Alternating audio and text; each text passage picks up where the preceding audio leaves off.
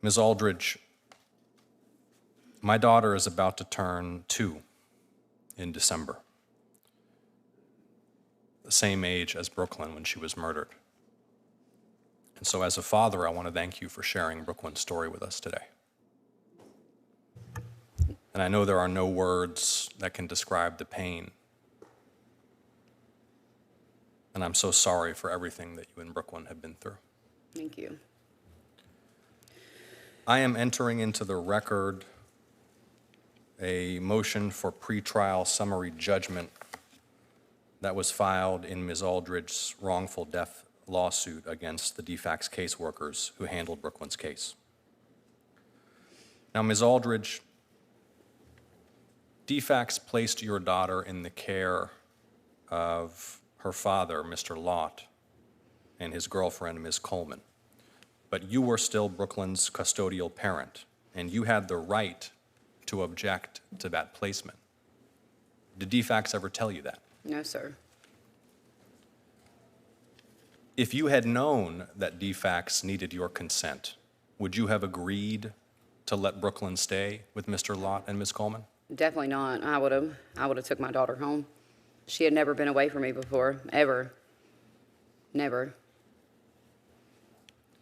And you knew that or suspected that Ms. Coleman was dangerous, is that correct? Yes, sir.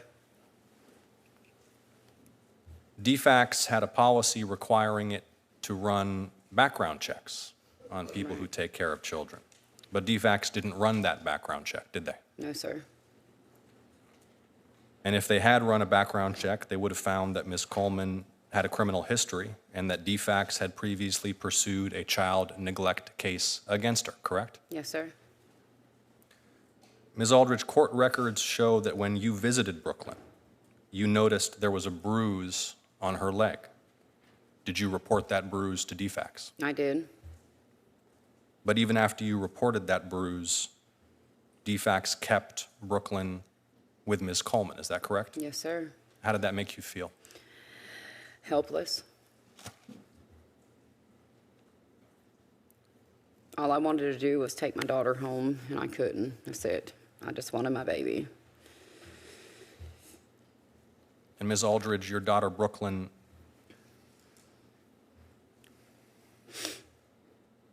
was then killed from blunt force trauma to her head, and Ms. Coleman was convicted of her murder, correct? Yes, sir. Court records show that after Brooklyn was murdered, you received a Facebook message from Brooklyn's caseworker, Ms. Beaumier, who wrote to you, quote, "You did not fail her, DFACS did." How did you feel when you received that message? Like it was too late. I mean, my daughter was already dead. There was nothing. I just felt helpless. Like the system that was put in place to protect my daughter failed her.